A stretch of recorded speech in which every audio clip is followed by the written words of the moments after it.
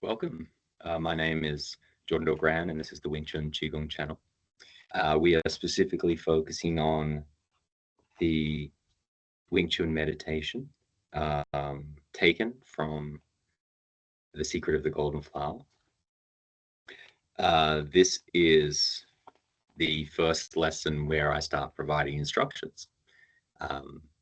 There is a previous lesson which does an introduction over the whole thing and gives a fair warning. And so for those who have taken this warning and said, let's do it, that sounds exciting, let's get into it. This, just very quickly, I know, just to show you what I mean by skipping over it. I'm not going to read any of this stuff. What is this? Origin. Okay, a discussion by Richard Wilhelm about the origins of the text. There's a foreword. Not reading any of that. Then we have the translation of the Tai Chin Hua Shang Qi, which I guess means Secret of the Golden Flower. We're going to completely skip the heavenly consciousness. We're going to skip over the primal spirit and conscious spirit. That's good. Bye-bye.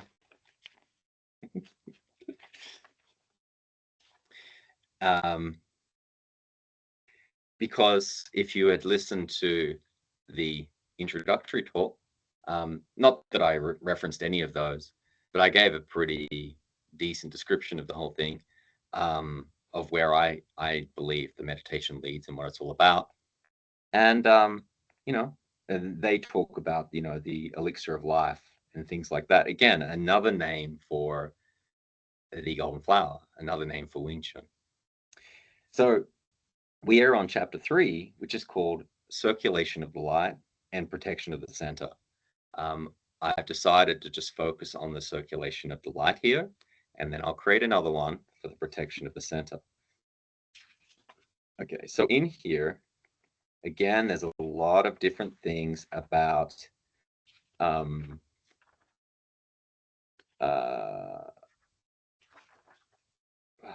flowery language and stuff like that. Cool.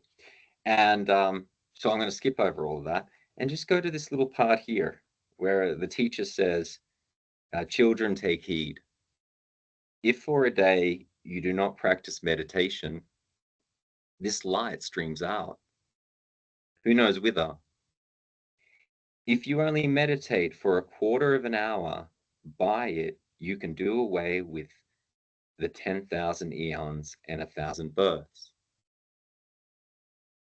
Okay, so this book is based on the belief in reincarnation.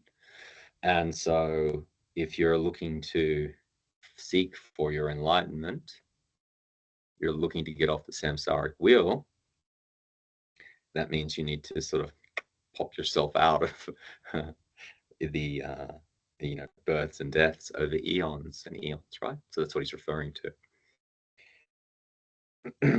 Now,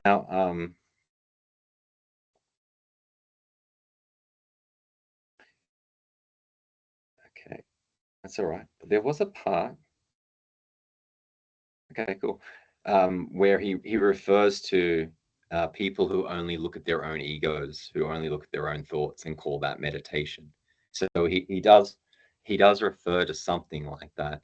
I wish to call out that there is a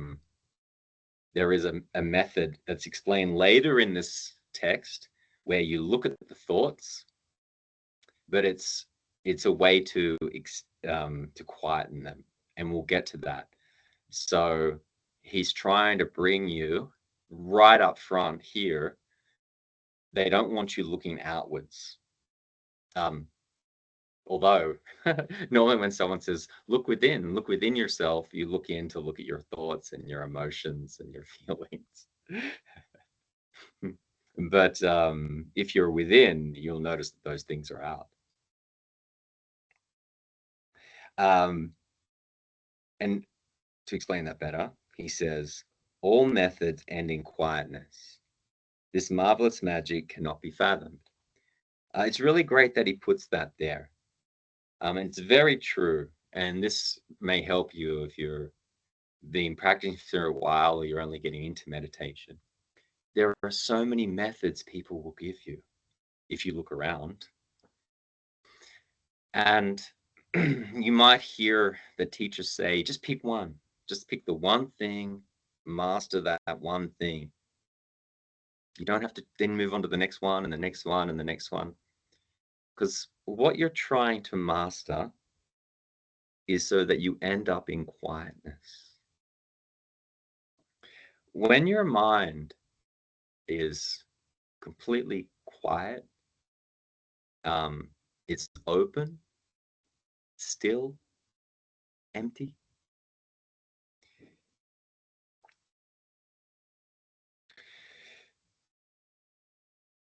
Depending on the depth,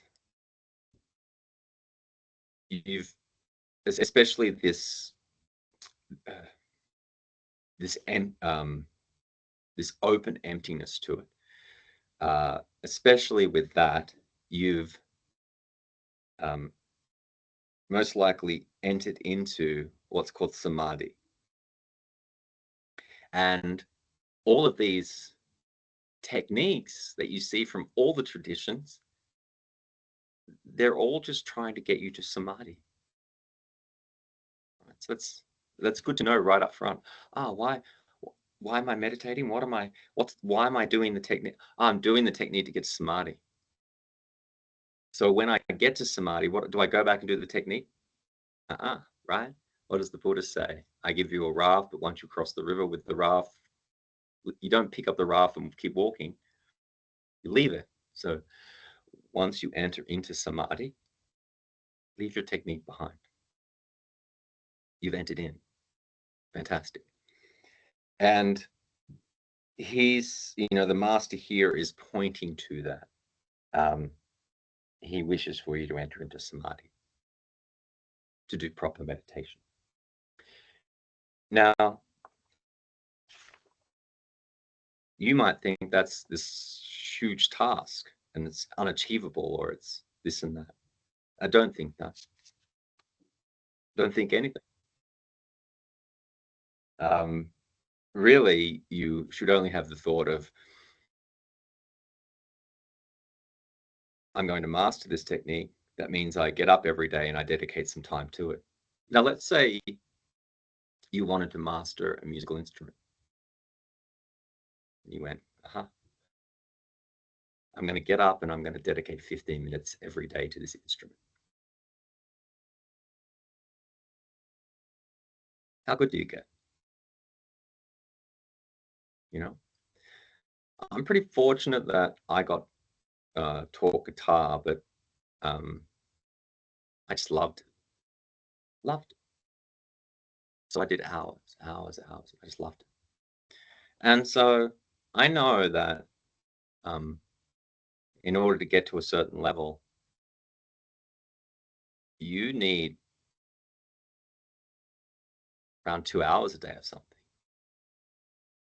When I did the Wing Chun Wanyan Ling Tun Qigong course with my Sifu, that was the dedication needed. Every day, 2 hours. Do that thing. That's why I'm good at it, right? So I don't mean to put you off. You're like, well, I can't do 2 hours, man. We're not doing that. I'm just letting you know that if it's a question between you're serious about something and you're a spiritual seeker and you're like, I wish to achieve in life, but can't I just do it washing the dishes? No. 2 hours every day. Could be an hour in the morning, hour at night. It can be morning, lunchtime, night. Doesn't matter, but however you figure it out. I do encourage you, though, with this, don't go for 2 hours straight away. If you've never meditated before, you should start with 5 minutes or 10 minutes. Not joking. Because you want to do something that's not so bad. Like, oh, it's all right. I only have to do 5 minutes. I have to do 10 minutes. That's it. And then you'll eventually kind of know, oh, well, if I want to get good at it, I got to do at least 15. And then, oh, you know what? My goal is to get to 30. And then you sort of just have this habit. You'll have this habit that it's just what you do, and it's a 30-minute thing that you do. And then you try and push that to 45. 45 is actually, if if you really want to make progress, 45 is like the magic number. And you set aside time every year as best you can to try and go on a retreat. And that can be you going on one, that can be you in your house doing one. You can also set aside time that every weekend on a Saturday or Sunday or once a month, you have a Sunday retreat, just like people who go to church, right? It's a religion. You take the time that you're gonna, do something with your meditative practice for a few hours. And there could be this real nice thing where you can practice the Wing Chun Wan Yin Ling Tung Qi Gong. Oh, sorry. And then this meditation. You can practice Sil Nim Tao, Chum Kyu, piercing hands, but all in this meditative state. It's really quite wonderful. But these are just examples, right? You can always reach out and ask me for different ideas. I'm more than happy to answer. But you probably wondering, well, what the hell do you want me to practice? You didn't even tell me. Like, how do I get to samadhi? Am I supposed to do that? The thing here, just to make sure, okay, they've called it circulation of the light. I believe in the other text, they call it turning the light around, and I actually prefer that naming. And what that means is, in Zen, they say to just sit.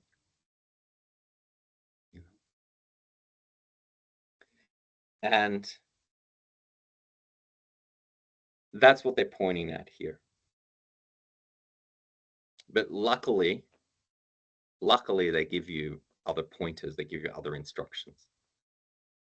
Because to be honest, the just sitting meditation is something profound, by the way, but is far more. I don't want to. It will produce far greater results for you if you have a level of concentration. That's probably the way about it. You're already adept at meditation. And by that, you're adept at being able to get your mind to a sort of, well, there's different types of meditation. There's like a trance and there's other types of things, but you're able to enter in and you're able to stay there and then you're able to enter out. Okay. Now, once you achieve things like that, coming to the just sitting is can be a very profound experience. But we want to come back from there and go, well, what do they mean by turning the light around? And it's a very unique and brilliant way how they've phrased it. If you have a look at who you are,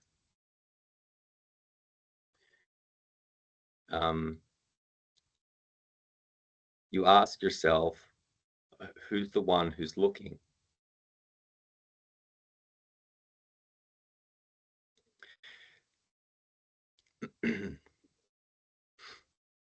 And I don't know if I should tell you the answer. But I'll give you a little hint of something so you don't go get sort of hung up on the wrong direction. If you take the eye, it can look out, but it can never turn around and see itself.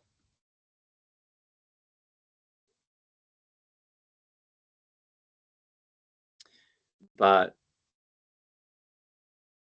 when we talk about the one who's looking, you can't turn around and see that one, but you can be observant.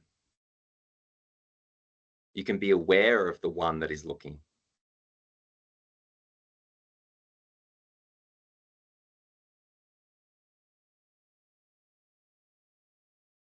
your mind becomes attentive to the awareness, is a very direct way of me of saying it. So this practice of turning the light around is simply, it's not, I've already given you the answer, but I'm going to say it in different ways, I guess. Becoming more conscious of consciousness. So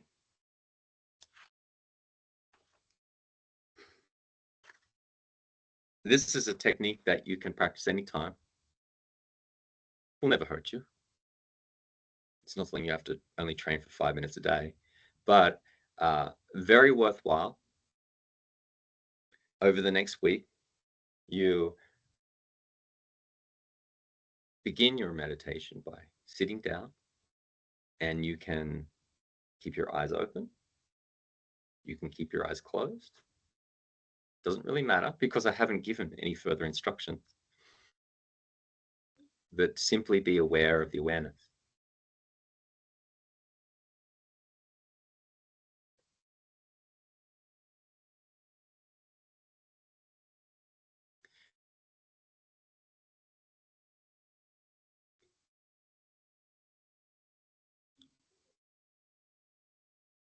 A few things could most likely happen if you haven't practiced meditation.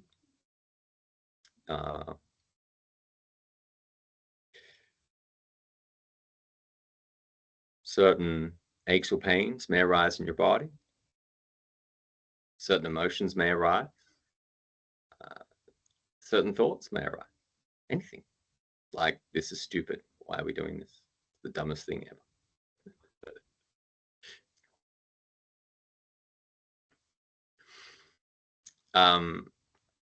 Later on, techniques will be provided to address all of these distractions, all of these disturbances, so that you can simply return to your practice of turning the light around. So for now, it's very simple. It's like a process flow diagrams, if you've ever seen those. I wish I had something where I could just draw it up and you could see it on the screen. That'd be good. But our process is to simply sit down and be aware of our awareness.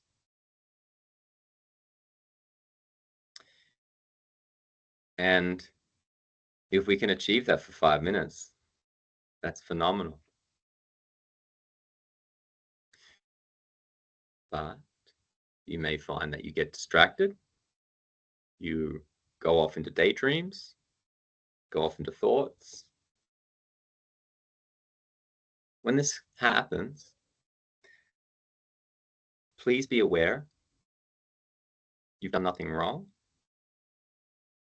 And when you've caught yourself doing that, you might think, oh, I was distracted, but I've caught myself being distracted. If you look closely, and I'll tell you straight up, being conscious of consciousness. When you get distracted, you didn't consciously do that. It's an unconscious process. It's from the acquired mind. If you go back to the first intro, we're trying to remove the acquired mind, put it to bed. And we're trying to remove the slag of that and increase the primordial mind. And this primordial mind is our bright mind, our light, our awareness. Okay, so you are basically unconscious getting distracted. Then you're unconscious in revelry, imagining things, going through thoughts, locking into pain. Something happens with emotions and they trigger thoughts. All of this is unconscious. You're lost like in a dream. And then comes a point where you pop out and you realize, oh, I was unconscious. I was distracted. The popping out part, again, was unconscious. It wasn't you. Right? You think it's you doing that. You didn't do any of it. So you can't get upset with it or angry, you did the wrong thing, or I'm no good at this. You don't have to worry about any of that. But what you do need to be focused on is that unconscious act of recognition. We wish to reward that, just like a dog who does the right thing. The dog does the right thing, you give it a little treat. Oh, good doggy. And the dog will continue, will come back and do the right thing, give it a little treat. So when you get distracted and you recognize that you've been distracted, I ask that you be happy with yourself as a way to reward the brain. You want to reward the brain to let it know, hey, I don't really want to go off into revelry anymore. I want to be conscious more, right? And me talking to you like this, it's not really going to do it because you're kind of like that dog. If I have a conversation with it, it doesn't really listen to me. But if I reward the dog's brain and my brain can be classically conditioned, and you listen. Now, you don't have to have that conversation in your meditation. I'm just explaining it to you, right? So make sure you feel happy and put a little smile on your face, like a Buddha smile. And then come back to turning the light around. This practice will become much deeper. What I've explained just there is, in a sense, plenty, even though it's just the one technique right now. I've put some other ones on there. And it's very extremely transformative. And if you, just as a advice, if you can do it 5 minutes in the morning, and that's all you've got, see it as, I'm going to practice this because throughout the day, I have to do all these other things. And I wonder if I can plant the seed that when I do all these other things, I can bring myself back to that recollectedness. It's the right word, isn't it? To recollect. All right. I'll probably leave that there so I at least have some notes to read off, even though it might be best these days I just do it straight from my own experience. Thanks very much for attending, and I appreciate your time.